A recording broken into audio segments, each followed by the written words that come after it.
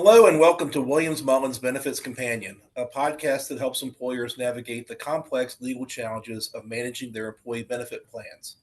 I'm your host, Brydon DeWitt, and today I'm going to discuss some recent regulations regarding catch-up contributions under 401k, 403b, and 457b plans.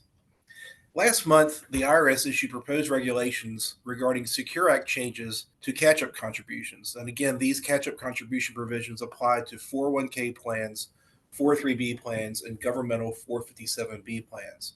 The Secure 2.0 Act permits so called catch up contributions for participants who attain age 60, 61, 62, or 63 in 2025. So under these plans, the regular catch-up limit for 2025 is $7,500. But these super catch-up contributions for participants ages 60 to 63 allow those participants to make catch-up contributions of up to $11,250. The Secure 2.0 Act also requires catch-up contributions for so-called high earners. That's participants who earned at least $145,000 in the prior calendar year to be made as Roth contributions. This change was supposed to go into effect in 2024, but the IRS delayed implementation until 2026. So this year, plan sponsors have this year to get ready to implement this requirement for high earners in 2026.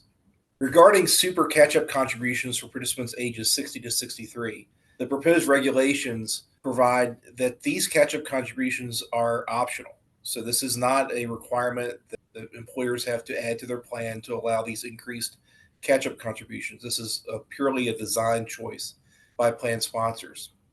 However, there is an issue regarding the universal availability requirement for catch-up contributions. The general rule is that if a plan offers catch-up contributions, those catch-up contributions have to be available to all participants, not only in that plan, but of any other plan maintained by the employer or its control group members. So affiliates of the employer that are in the same control group as the plan sponsor also have to offer the opportunity to make catch-up contributions. So there's a question regarding the super catch-up contributions that only participants ages 60 to 63 were able to make these increased catch-up contributions. Does that violate the universal availability rule? And these regulations make it clear that they do not, that offering the super catch-up contributions to participants ages 60 to 63 does not violate the universal availability rule. However, if you have a plan that offers super catch-up contributions, all other plans of the employer and members of its control group also have to offer the super catch-up contributions to satisfy the universal availability rule. Moving on to the Roth contribution requirement for high earners. Again, this is a requirement that was supposed to go into effect last year, and the IRS has delayed implementation until 2026.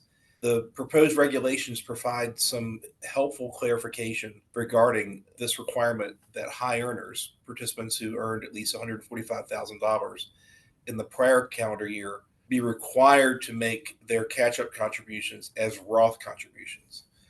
The first point is pretty interesting, and it's similar to how we define highly compensated employees for qualified plans. The IRS made it clear that no employee is a high earner subject to this rule in their first year of employment.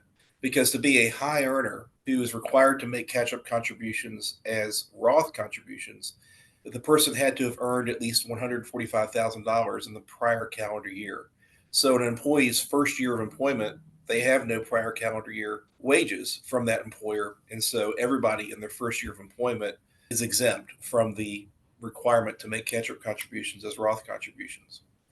Additionally, only wages from the common law employer of the participant are counted, even if the employee works for multiple members of a control group. So let's say you have companies A, B, and C are all affiliates, they're all members of the same control group, and an employee spends time working for each of the companies, but is a participant in the plan of employer A.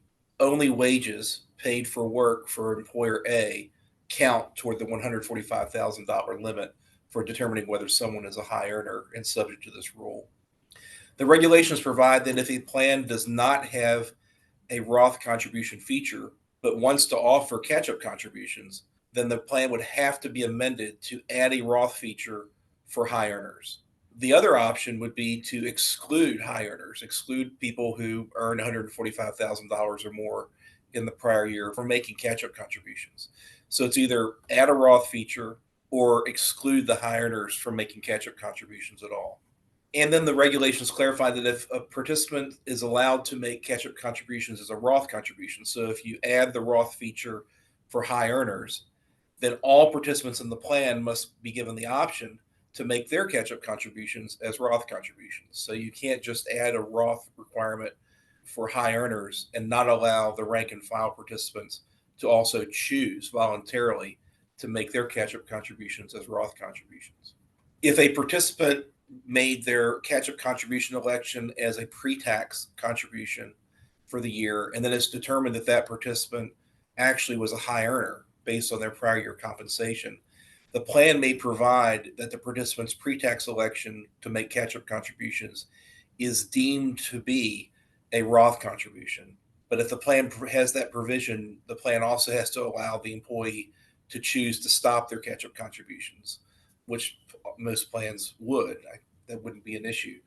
But you can just basically have a plan provision that says any catch-up contribution made on behalf of a participant who is deemed to be a high earner is a Roth contribution, regardless of the actual election made by the participant of pre-tax or Roth. And the regulations provide that Roth contributions elected by a participant may count as Roth catch-up contributions, even if those contributions are made before the participant reaches the 402G elective deferral limit. So even before those contributions would deem to be catch-up contributions, you can count them. Contributions made on a Roth basis can be counted as though they are Roth catch-up contributions.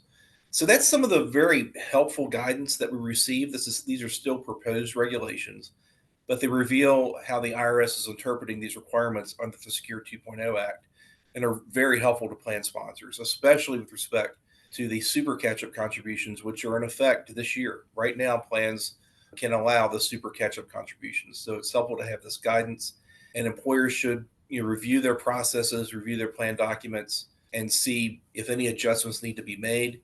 Under the general amendment deadline for Secure 2.0 Act changes, employers have until the end of next year, until the end of 2026, to amend their plans for the optional provisions that they add to the plan or anything they added to the plan to comply with the Secure 2.0 Act. Those amendments have to be adopted by the end of next year. But it's important as you go along to know what changes have been made to the plan in operation so those amendments can be adopted correctly by the end of next year.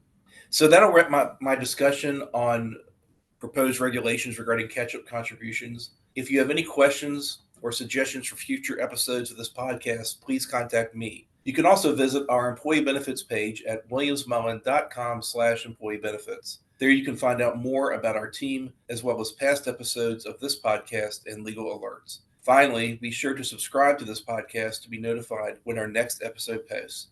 Thanks for listening.